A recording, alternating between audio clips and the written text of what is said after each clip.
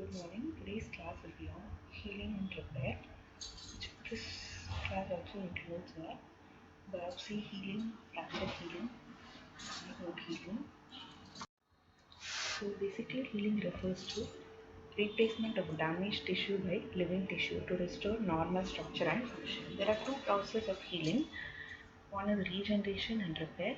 Regeneration is when healing taking place by proliferation of parenchymal cells and usually results in complete restoration of original tissue, whereas repair is when healing taking place by proliferation of connective tissue elements resulting in fibrosis and scarring.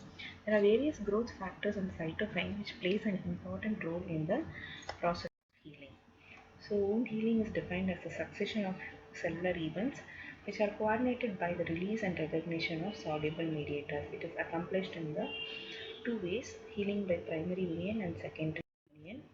Healing by primary union is defined as healing of wound which has the following characteristics: clean and uninfected, surgical incise, without much loss of cells and tissue. Edges of the wound are approximated by surgical sutures. So the sequence are initial hemorrhage, acute inflammatory response, epithelial changes, organization, and suture tracts. All these you have learned already in your general class. Okay, so this is a picture from Harsh Mohan. It shows the following stages in the primary intention of wound healing, and healing by secondary intention is almost similar to the primary. Instead, there will be a granulation tissue formation. That is the most important step in secondary union, and this usually occurs in wound with open and large tissue defect. At times it is infected, having extensive loss of cells and tissues, and the wound is not approximated by surgical sutures, but it is left open. So the following sequence: initial hemorrhage, inflammatory response, epithelial changes, and main is granulation tissue formation, which will be formed by the proliferation of fibroblasts on neovascularization from the adjoining viable elements. Newly formed granulation tissue will be deep red, granular, and very fragile. Okay, with time, scar formation can also occur. Next is wound contraction and presence of inflammation. This image shows the following sequences which occurs in the primary union. The difference between primary and secondary union. Next is complications of wound healing. There will be infection of wound due to entry of bacteria, which also delays the wound healing. Implantation cyst, pigmentation, scar formation, incisional hernia, hypertrophied scars, and keloid. This is a difference between a hypertrophied scar and a keloid. Next, excessive contraction and neoplasia, called as a Marjolin's ulcer. Factors influencing wound healing can be local factors like infection, poor blood supply, foreign bodies, movement, exposure to UV and ionizing radiation, and systemic factors like age, nutrition, systemic infection, glucocorticoids, diabetes, and other hematologic abnormalities. So coming to wound healing in oral mucosa, damage to oral mucosa may result from direct physical insult, radiation, chemical irritation, or colonization by microorganisms. Afterward, a rapid, well-coordinated response involving the epithelium and the underlying connective tissue occurs. This response involves the complex interaction of extracellular matrix molecule, various resident cells, and infiltrating leukocytes. Healing of extraction wound. Immediately after the removal of tooth, the blood fills the socket. After 24 to 48 hours, vasodilation and engorgement of blood vessels, mobilization of leukocytes, blood clot is covered by fibrin, and then contraction of clot occurs. In the first week, there will be proliferation of fibroblasts from the remnants of periodontal ligament. The clot will be replaced by granulation tissue. Proliferation and migration of cells to epithelialize the socket. Polymorphism and polymorph and macrophage response will occur, and cells with osteogenic potential invade the clot from adjacent bone marrow. Second week, the fibroblasts grow into the clot on a fibrinous mesh. New capillaries penetrate the center.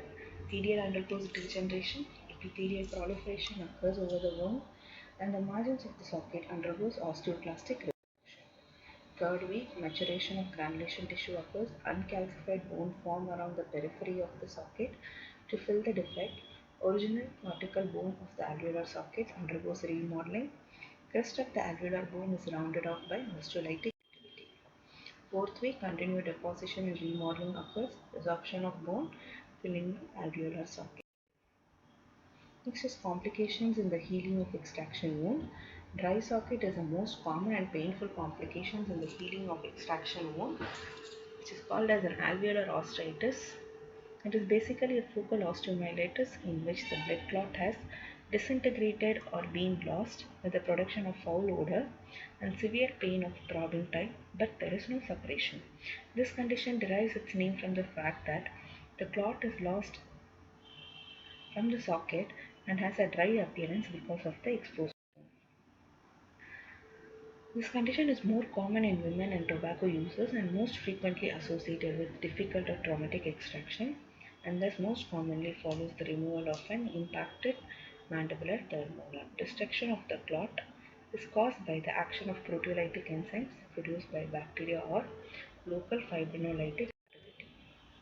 Myospherulosis is a complication of healing of an extraction wound into which a place antibiotic ointment with a petroleum base. Treatment results in the formation of clear space within the area of healing and presence of altered erythrocytes, which appears like a clusters of spirules and can be mistaken for large microorganism. So healing of biopsy wound is almost identical with the healing of wound in any part of the body. Same, it can be primary and secondary healing. Nature of healing process depends upon whether the edges of the wound can be brought into opposition, often by suturing, or whether the lesion must fill in gradually with the granulation tissue. Primary healing. After excision of a piece of tissue with the close opposition of the edges of the wound, and the edges of the wound are brought in contact and held in by sutures, blood clot, numerous leukocytes are mobilized in that area. Connective tissue undergo transformation into fibroblast. Mitotic division occurs. New fibroblasts begin to form. When endothelial cells begin to proliferate, capillary buds grow out, and there is a close opposition of the edges of the wound. Delicate fibers release into a dense bundles. Secondary healing by granulation tissue formation. Same process occurs. And fibrous healing of extraction wound. Extraction accompanied by the loss of both muscle and the linear cortical plate of the bone, and the loss of periosteum as well. Well circumscribed radiolucent area in the site of previous extraction wound.